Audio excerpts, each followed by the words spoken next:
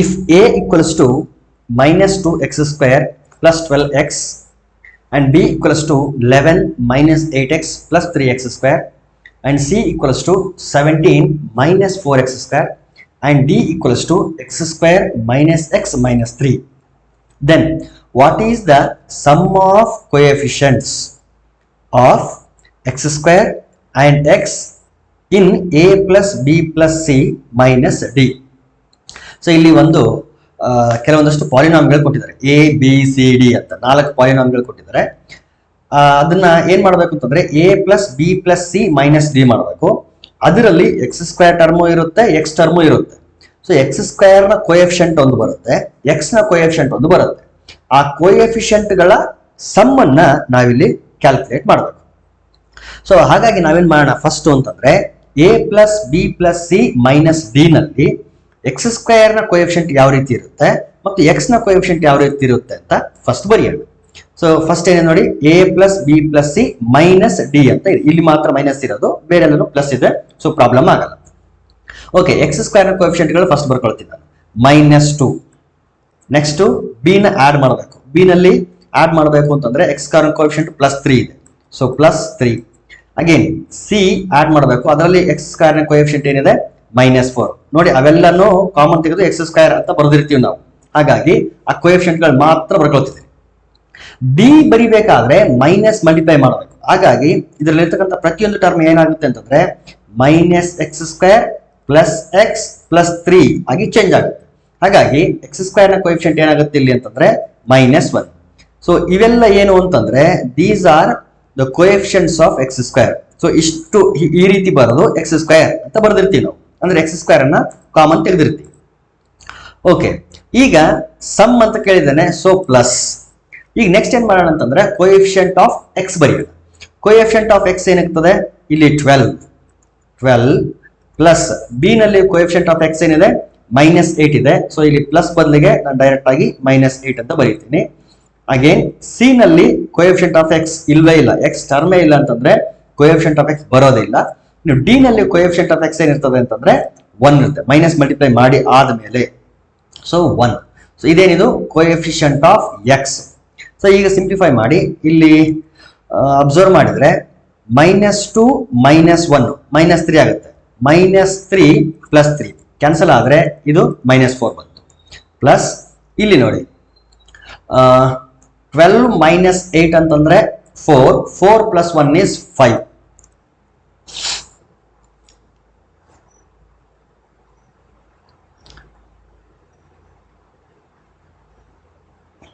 S,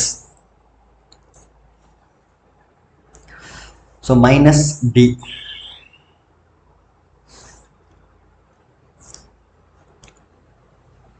correct ಆಗಿದೆ I think.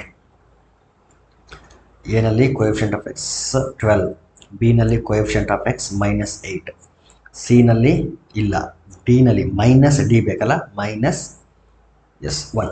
Okay, ಈಗ 12 - 8 ಅಂದ್ರೆ 4 + 1 is 5. ಎಸ್, ಕರೆಕ್ಟ್ ಆಗಿದೆ. ಸೊ 5 - 4 ಅಂತಂದ್ರೆ ಅಲ್ಲಿಗೆ answer 1. therefore fourth option is the correct option. A student listed the following properties of rational numbers. Which one are ones? Is or are correct? First ಏನ್ list ಮಾಡಿದೆ ಅಂತಂದ್ರೆ a rational number includes integers. Yes, of course rational numbers integers ನ include ಮಾಡ್ತದೆ. So it is a true statement. 0 is not a rational number. It is false. 0 is also a rational number. So not ಅಂತ ಹೇಳಿದಾನೆ, so it is false. All fractions are rational numbers. Of course all fractions are rational numbers, so it is true. ಅಂದ್ರೆ A and C are correct. A and C are correct. ಇಲ್ಲಿ only B ಅಂತ ಹೇಳಿದಾನೆ wrong, only C ಅಂತ ಹೇಳಿದಾನೆ wrong, A and B ಅಂತ ಹೇಳಿದಾನೆ wrong. So option 2 correct. In triangles ABC and DEF, angle B is 90 degree. So B 90 degree ಇದೆ ಅಂತಂದ್ರೆ it is a right angle triangle. BC equal to 8 centimeter, angle A equal to 40 degree, and DE equal to 8 centimeter, angle F equal to 40 degree, and angle E equal to 90 degree. ನೋಡಿ, ಎರಡು ಟ್ರಯಾಂಗಲ್ಗಳು right angle triangle.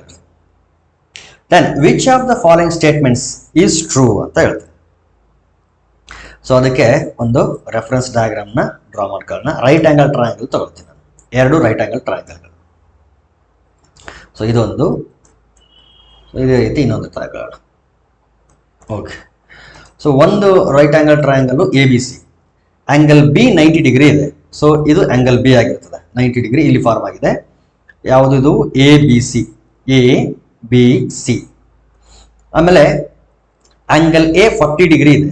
So angle A ಎಷ್ಟು degree? 40 degree. And BC is 8 centimetre. So ಇದು. ಇನ್ನು triangle DEF, ಅದರಲ್ಲಿ 90 degree ಇರೋದು ಈ ಹತ್ರ, ಹಾಗಾಗಿ ಈ ವರ್ಟೆಕ್ಸ್ ನಾನು E ಅಂತೀನಿ. ಸೊ ಇಲ್ಲೂ ಒಂದು ಆಂಗಲ್ 40 ಡಿಗ್ರಿ ಇದೆ. ಸೊ ಇಲ್ಲಿ 40 ಡಿಗ್ರಿ ಇರೋದು ಯಾವ ವರ್ಟೆಕ್ಸ್ ಅಂತಂದ್ರೆ F. ನೋಡಿ, ಇಲ್ಲಿ angle F equals to 40 degree. ಹಾಗಾದ್ರೆ ಇಲ್ಲಿ E ಬಂದ್ರೆ, ಇಲ್ಲಿ F ಬಂದ್ರೆ, ಇಲ್ಲಿ ಏನ್ ಬರಬೇಕು? ಇಲ್ಲಿ D, ಬಿಕಾಸ್ DEF ಟ್ರಯಾಂಗಲ್ ಹೆಸರೇನು? DEF. ಈಗ ED ಅಥವಾ DE ನೋಡಿ 8 ಸೆಂಟಿಮೀಟರ್ ಇದೆ. ಸೊ ಇದು ಕೂಡ 8 ಸೆಂಟಿಮೀಟರ್. ಸೊ ಅಬ್ಸರ್ವ್ ಮಾಡಿದ್ರೆ ಇಲ್ಲಿ ಒಂದು ವಿಷಯ ಗೊತ್ತಾಗುತ್ತೆ ನಮಗೆ, ಏನು ಅಂತಂದ್ರೆ 2 ಆಂಗಲ್ಸ್ ಇದೆ ಮತ್ತು ಒಂದು ಸೈಡ್ ಇದೆ. ಸೊ ಇದು ಯಾವ ಪಾಸ್ಟುಲೇಟ್ ಅನ್ನ ಹೇಳ್ತಾ ಇರೋದು ಅಂತಂದ್ರೆ ಆಂಗಲ್ ಸೈಡ್. ಮತ್ತೆ ಕನ್ಫ್ಯೂಸ್ ಮಾಡ್ಕೊಳ್ಬಾರ್ದು. ASA ಅಲ್ಲ ಇಲ್ಲಿ ಹೇಳ್ತಾ ಇರೋದು, ಆಮೇಲೆ RHS ಅಲ್ಲ. S ಅಂತ ಇಲ್ಲಿ H ಅಂದ್ರೆ ಹೈಪಾಟ್ನಸ್. ನೋಡಿ, ಹೈಪಾಟ್ನಸ್ ಬಗ್ಗೆ ಇಲ್ಲಿ ಏನು ಹೇಳ್ತಾ ಇಲ್ಲ, ಈ ರೀತಿ ಏನಾದ್ರೂ 2 ಟ್ರಯಾಂಗಲ್ಸ್ ಅಲ್ಲಿ 2 ಆಂಗಲ್ಸ್ಗಳು ಈಕ್ವಲ್ ಆಗಿದ್ದು, ಒಂದು ಸೈಡ್ ಈಕ್ವಲ್ ಆಗಿತ್ತು ಅಂತಂದ್ರೆ, then according to angle side postulate they will be congruent to each other. ಯಾವ ರೀತಿ ಕಾಂಗ್ರುಯೆಂಟ್ ಆಗಿರ್ತವೆ ಅಂತಂದ್ರೆ, ನೋಡಿ, triangle ABC will be congruent to A ಗೆ ಕರೆಸ್ಪಾಂಡಿಂಗ್ ಆಂಗಲ್ ಯಾವುದು ಅಂದ್ರೆ F. ದೇರ್ಫೋರ್ ಫಸ್ಟ್ F ಬರಬೇಕು, ಟ್ರಯಾಂಗಲ್ F. B ಗೆ corresponding E, so FE. C ಗೆ corresponding D, therefore triangle ABC will be congruent to triangle FED. So ಯಾವ postulate ಇಲ್ಲಿ use ಆಗೋದು ಅಂತಂದ್ರೆ AAS. ASA ಅಂತಂದ್ರೆ ಆಂಗಲ್ ಸೈಡ್ ಆಂಗಲ್, ಅಂದ್ರೆ 2 ಆಂಗಲ್ಗಳ ನಡುವೆ. ನೋಡಿ, ಇಲ್ಲೊಂದು ಆಂಗಲ್ ಇದ್ರೆ ಆ 2 ಆಂಗಲ್ಗಳಿಂದ ಏನು ಫಾರ್ಮ್ ಆದಂತ ಒಂದು ಸೈಡ್ ಇರುತ್ತಲ್ಲ, ಆ ಸೈಡ್ ಬಗ್ಗೆ ಹೇಳ್ತಾ ಇರ್ತಾರೆ. ಸೊ ಇದು ಆಂಗಲ್ ಸೈಡ್ ಆಂಗಲ್. ಸೊ ಈ ರೀತಿ ಇದ್ರೆ ಅದು ಆಂಗಲ್ ಸೈಡ್ ಆಂಗಲ್. ಹೈಪಾಟ್ನಸ್ ಬಗ್ಗೆ ಹೇಳಿದ್ರೆ ಅದು RHS ಆಗ್ತಿತ್ತು. ಆದ್ರೆ ಇಲ್ಲಿ ಇರೋದು ಆಂಗಲ್ಗಳು ಬೇರೆ ಕಡೆ ಇದ್ರೆ ಸೈಡ್ ಬೇರೆ ಕಡೆ ಇದೆ. ಹಾಗಾಗಿ ಇಲ್ಲಿ ಯಾವ ಪಾಸ್ಟುಲೇಟ್ ಅಪ್ಲೈ ಆಗುತ್ತೆ ಅಂತಂದ್ರೆ ಆಂಗಲ್ ಸೈಡ್ ಪಾಸ್ಟುಲೇಟ್ ಅಲ್ಲಿ ಅಪ್ಲೈ ಆಗುತ್ತೆ. Therefore first option is the correct option. Next question. 3 numbers are in the ratio 2:3:4 and the sum of their cubes is 33,957. What is the sum of 3 numbers ಅಂತ ಕೇಳ್ತಾರೆ.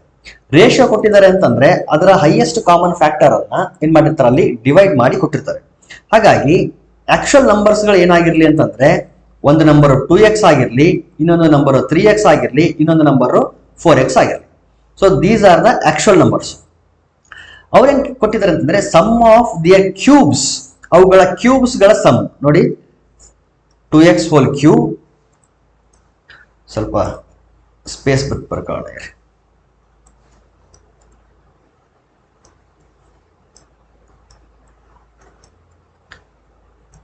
Okay, sum of their cubes. ನೋಡಿ, cubes ಅವುಗಳ sum of their cubes is equal to 33,957. ಹಾಗಾದ್ರೆ ಆ numbers ಗಳ some ನ ಕೇಳ್ತದೆ. First ಆ ನಂಬರ್ಸ್ ಗಳನ್ನ ಕಂಡುಹಿಡಿಯೋಣ, ಆಮೇಲೆ ಅವುಗಳ ಸಮ್ ಆರಾಮಾಗಿ ಸಿಗ್ತದೆ. ಸೊ 2x ಕ್ಯೂಬ್ ಅಂತಂದ್ರೆ it is nothing but 8x cube plus 3x cube ಅಂತಂದ್ರೆ 3 ಕ್ಯೂಬ್ ಅಂದ್ರೆ ಎಷ್ಟು? 27. 3 3 9, 9 3 27 x ಕ್ಯೂಬ್. 4x ಕ್ಯೂಬ್ ಅಂತಂದ್ರೆ 64x cube. It is equal to 33,957. ಈಗ ಆಡ್ ಮಾಡಿ 8 ಪ್ಲಸ್ 27 ಪ್ಲಸ್ 64 ಮೂರನ್ನು ಆಡ್ ಮಾಡಿದ್ರೆ 8 ಪ್ಲಸ್ 27 ಅಂದ್ರೆ 35 ಪ್ಲಸ್ 64 ಅಲ್ಲಿಗೆ 99 ಬಂತು. So we get 99x cube and it is equal to 33,957. 11 ಇಂದ ಡಿವೈಡ್ ಮಾಡೋಣ. 11 9s are 99, 11 3s are 33, 11 zeros are 0, ಇಲ್ಲಿ 9 95, 11 8s are 88, 7 ಉಳಿತು, 11 7s are 77. 7 3 10 8 18. ಮತ್ತೆ ನೋಡಿ ಇದು 9 ಇಂದ ಡಿವೈಡ್ ಆಗುತ್ತೆ ನೋಡಿ.